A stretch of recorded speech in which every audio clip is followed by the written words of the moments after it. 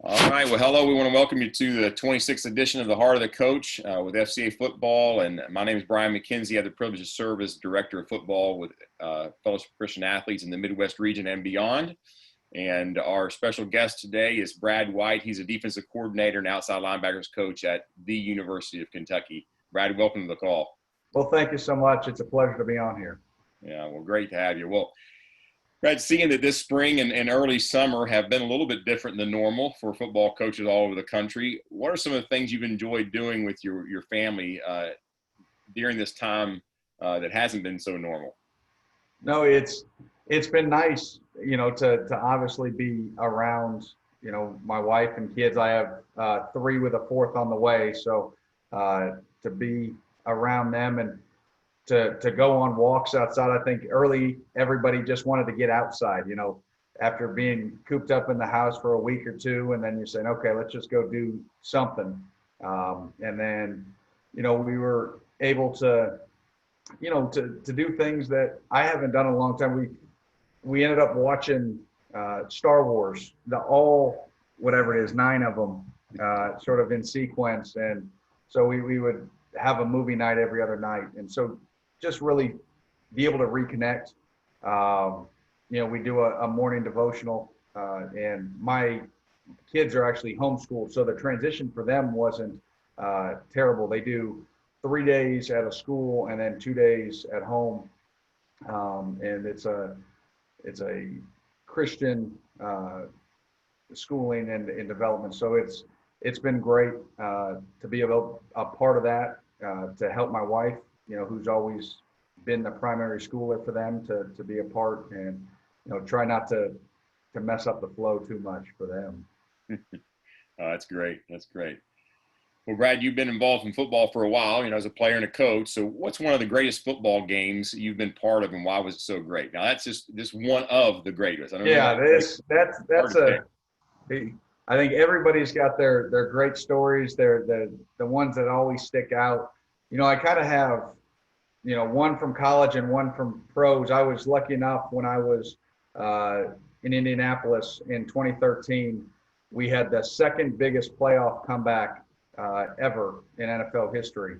And everybody remembers the Buffalo Bills and the Oilers game. Well, we were second. It was us versus the Chiefs. It's 28-7 at half. We're going to receive the second half kickoff. So everybody's got the mindset, hey, fellas, we're going to get the ball. We're going to drive down. We're going to score. We're going to flip the game. Andrew Luck throws a pick on the second play of the second half. 3 plays later, they score. It's 35-7. And I remember I was on the headset in our DC at the time. It's like, what do you think, Brad? I said, yeah, sometimes it's just not your day.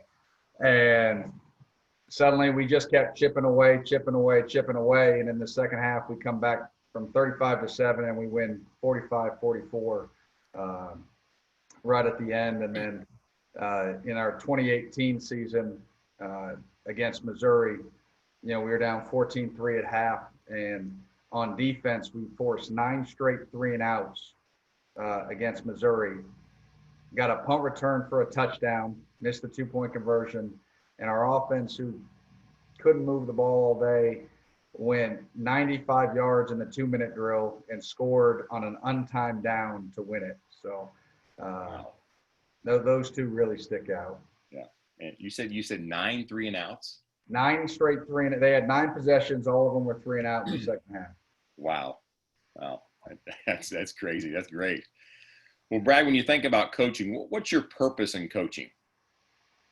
I think just like most of the guys on this call, it's about developing men, and not developing necessarily winners. I mean, we all want to win the game, but it's about how are they going to be as fathers? How are they going to be as citizens, husbands, and really watching them develop and help them be there through the tough times. Everybody remembers the joyous moments, but it's when you're a coach, it's taking a young man from his pit and watching him come out and watching, and being a part of that and or at least a little part of trying to be there to help him. And I think that's the key. And football is such a great platform, for all the life lessons. And I think everybody's got stories of, success stories, with different individuals. And that's one of the reasons I love college so much, in terms of, when you compare it to the NFL, is that you're able to have that, relationship where there's that young man still forming, what he wants to be as a man, and what he's going to be, when he grows up. And so, when you get to the NFL, once they punch the clock at 5:30, they leave and they have their wife and they have kids, and they, so that's, you don't have that same kind of connection and bond that you do, in high school and in college. Yeah. Yeah. Well, great. Well, how do you want your relationship with Jesus to practically impact your players at UK? And I tell you what, FCA has been a huge contributor in this for me. And it started when I was with the Colts, and we would have a Tuesday Bible study, and Clyde Christensen really got me into it, and he got me going to FCA coaching camp at Black Mountain. And I was surrounded by some just unbelievable Christian men, and listening to their stories about how they were able to weave, the Lord and Jesus into their program. And because I was always hesitant about how can I don't want to step on anybody's toes. I don't want to make anybody feel uncomfortable. So, I'll just keep it to myself. And then if somebody comes up to me, great, I'll share it. And by going to those camps and listening to different stories, like now after every practice, the outside backers will actually circle up and we'll say a prayer after practice. And we rotate who gets to say it. I'll ask sometimes I'll just call on somebody. And if they ever say they don't feel comfortable, then we don't push, but it's got to the point where it may be a practice that I'm a little bit frustrated or heated, and I give sort of the post-practice rundown, and I said, all right, guys, let's go, let's break it down. And the guys will be like, hey, coach, aren't we going to pray? And that we've gotten to that point, and one, you hear that and it brings you right back to reality, and you're like, okay, there's a lot bigger going on than football here. And so I've been really blessed to have a great group of guys that allow us to do that. And I think that modeling, is a huge piece. And I try to model, what Jesus modeled for us. And obviously I am not nearly the model that he was. But Bob Sanders, who's a longtime NFL coach, I don't know if you know Bob. Who he is, but I don't know him. I know who he is, yeah. So he taught me at the FCA camp. He goes, Brad, before every practice, I go out and I look at the field and I find a cross, something that makes a cross, whether it's the goalpost, whether it's a tree that cuts across a building, whatever. And he goes, when I start to feel myself, my blood pressure go way up, he goes, I take a look at that point, and I realize, okay, there's a greater purpose than winning in football. And he goes, and it brings me right back to reality. And I go, and then I make my coaching point, and I move on. And I try to abide by that as much as I can. I go out to the field and find that spot, find that place on the field that you're like, okay, this is Christ's world. This is his field, and so that's, and so hopefully I hope my players can sense that I coach with love and with their best interest at heart. Great. Well, Brad, name a couple of the most influential coaches you've had the privilege to work with, and tell us why they've been so influential on you. Yeah. I mentioned one briefly there, Clyde Christensen. He's now the he's been in the NFL for quite a few years. Was that quarterback coach there in Indy with Peyton Manning, and then with Andrew Luck, and he's actually now at Tampa coaching quarterback. So he's got Tom Brady. So I always joke with him. I said, "You just go find the best quarterbacks." So I said, "I can be the best quarterback coach too."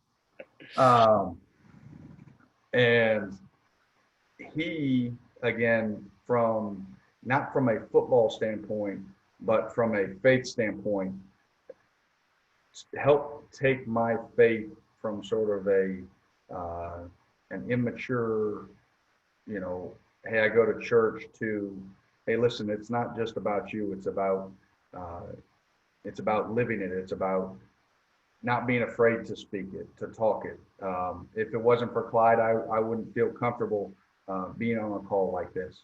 And so I owe him so much. He was, again, the one that urged me to go down to that FCA camp. And, from a football perspective, my position coach in college, Brad Lambert, had a huge influence, in terms of how I got to this point in my career. I walked on at the University of Georgia. He was the defensive backs coach at the time. And, a couple of weeks into fall camp, I get called into Jim Donnan's office. And I said, I'm cut already. I walked on and I'm cut. And he said, hey, you've done a good job. We're going to put you on scholarship come the spring. And so I was obviously excited. Well, at the end of the season, Jim Donnan gets let go. They're bringing in, Mark Richt from Florida State. And, in my head as a young player, I'm like, oh, Florida State, they're built on speed. And that was the last thing I was as a linebacker. So,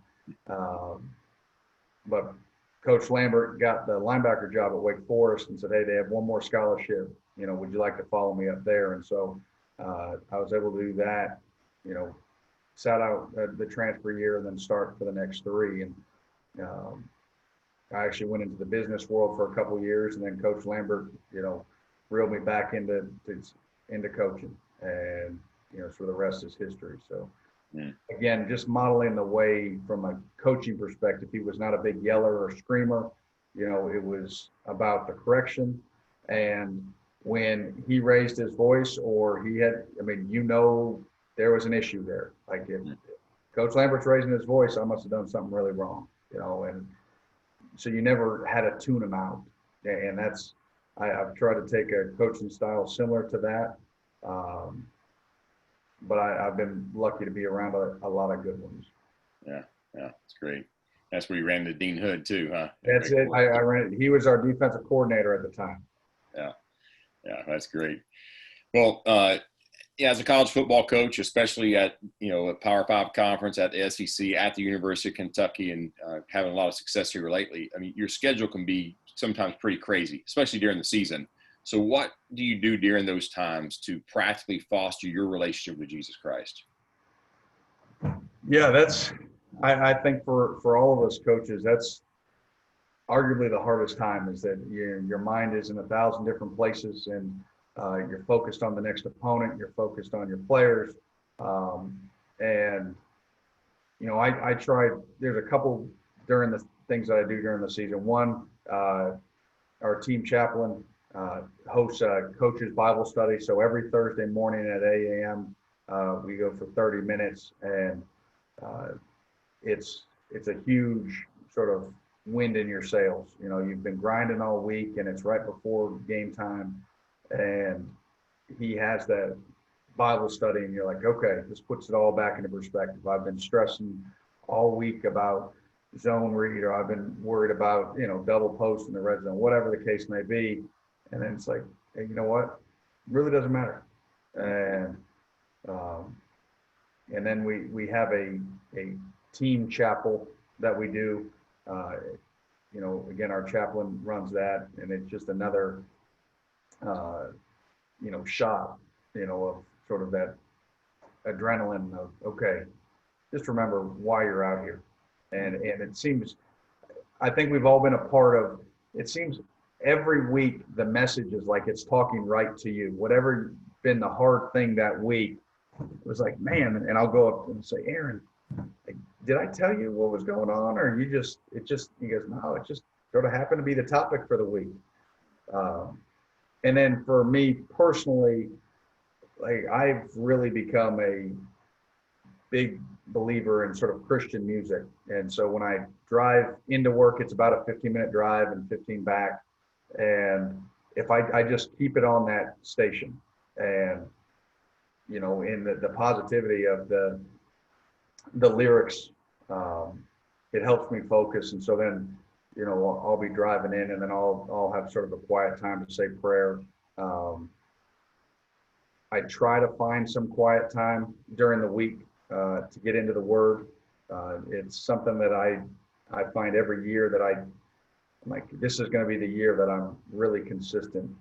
I'll do 15 minutes before, every day. And that's something I'm still working through. I may get it 2 times a week.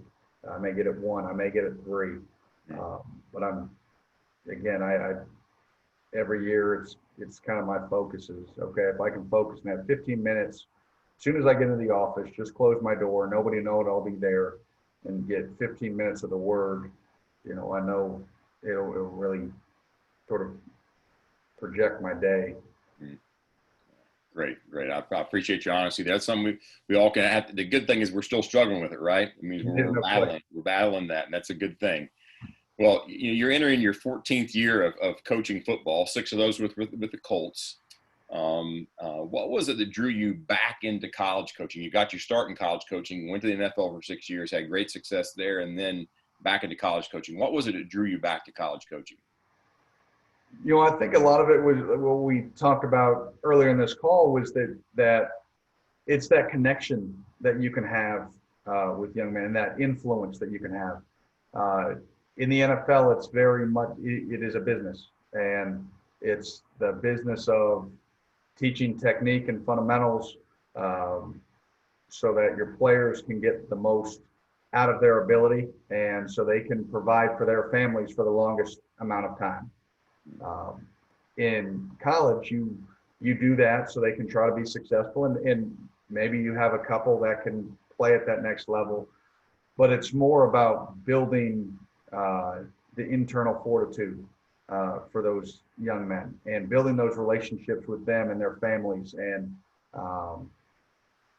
on Father's Day, not only having it at home, but then I go to my phone and I get Father's Day texts from my players and their parents and wishing you happy Father's Day, and vice versa. I'll wish their dads or their moms on Mother's Day, and because I think we're built to be relational beings. And I think that's what, for me at least, from the quarantine, I know a lot of people are just, I can't wait to get back to sports. I can't wait to get back to this or that.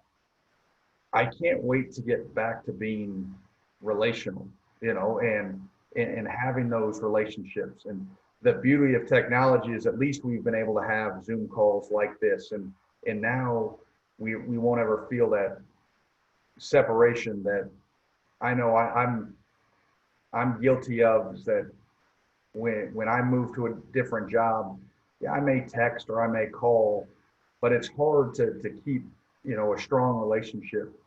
But now with Zoom, and FaceTime, you can have that face-to-face interaction. And I thrive on that. For me personally, that's kind of like that's my battery. And coming into work every day with these young men, they're so eager to learn. And,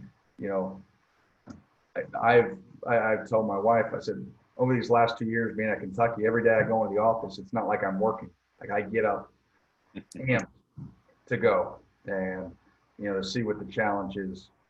Yeah, that's great. Well, speaking about challenges, what's one of the biggest challenges you face as a coach, and how do your relationship with Christ kind of help you work through that challenge? I would say sort of the darkest period for me, and people are going to think I'm nuts. So I've got that opportunity to go into the NFL, and so many were like, oh, that's awesome. That must have been a no-brainer. It was hard to leave the Air Force Academy. Coach Calhoun out there does an unbelievable job. We were really close with the staff. And those first 2 years in Indy were really, really tough.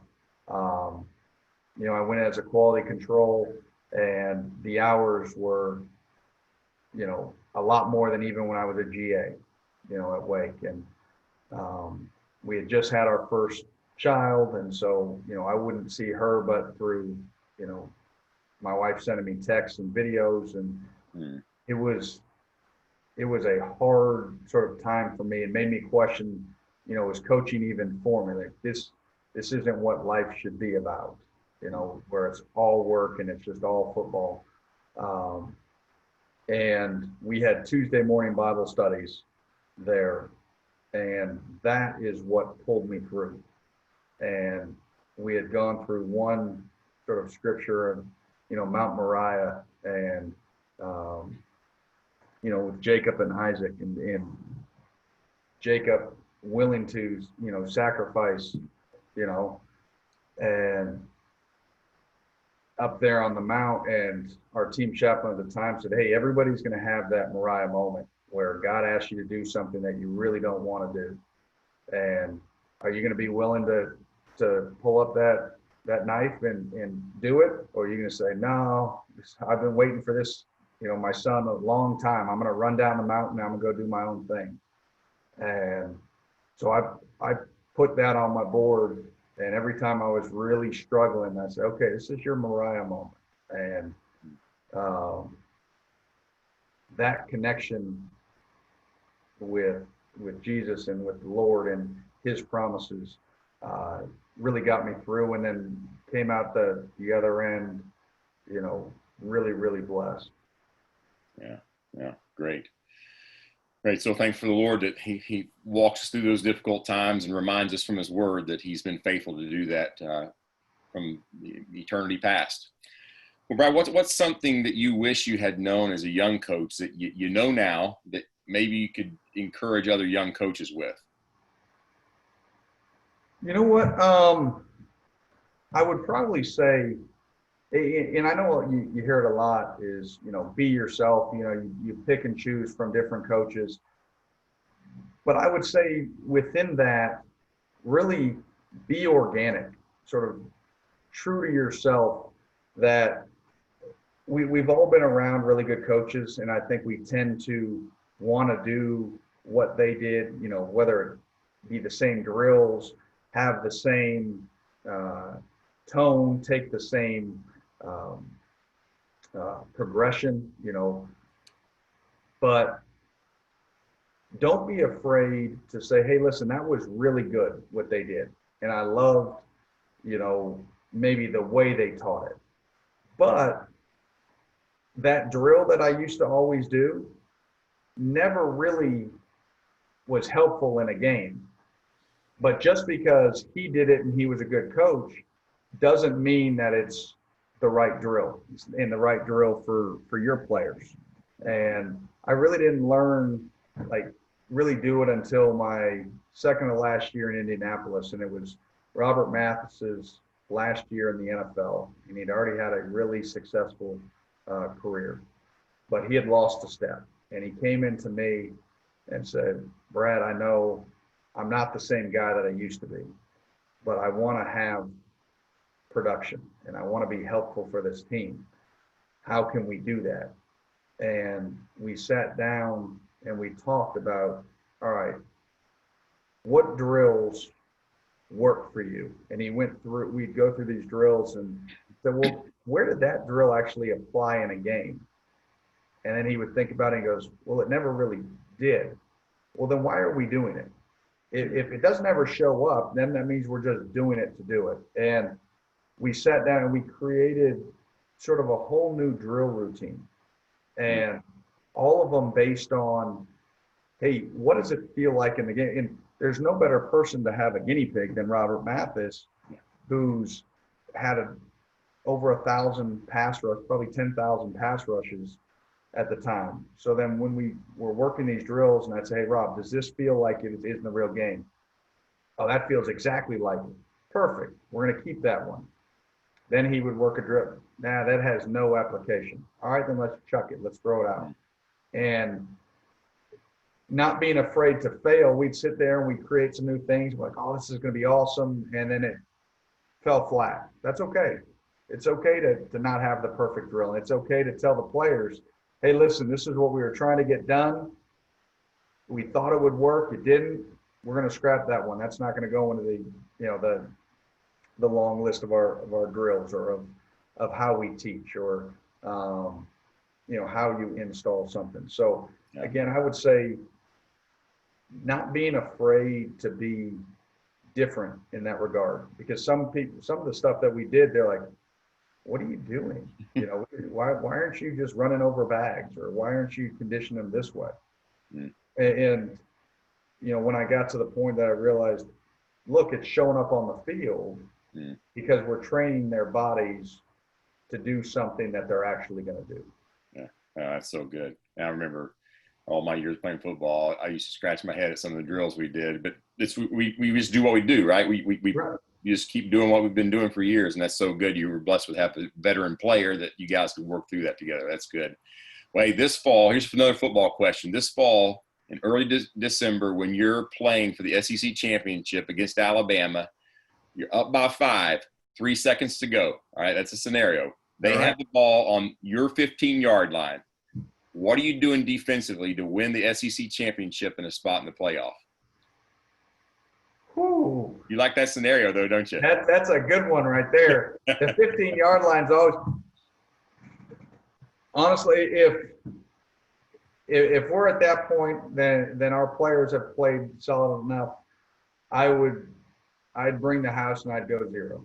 I'd put the DBs on the goal line, their heels on the goal line, because they'll accept, 15 yards back, they'll accept any route, and the ball is on a fade will have to come out, so they'll be able to see it in front of them. Anything going in front, the biggest thing you got to worry about in that moment is if they have enough guts to throw tunnel screen from the 15. But that's probably the route I would go. Now, if I had a timeout, I'd try to call a timeout as late as I could, just to try to see what they're doing. Yeah. And if we showed it, then I would have them align it, and then I would drop out and I'd go rush through. Yeah, love it. Well, I love the aggression, that's for sure. Being an old linebacker, I'm always ready to go. That's great. Well, guys, we got a time for probably one question. If somebody might have a question for Coach White here on our call. Got a question for Coach White.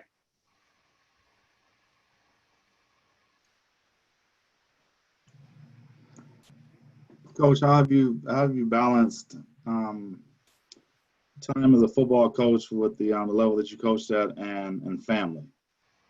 Say that one more time. I just kind of skipped on me.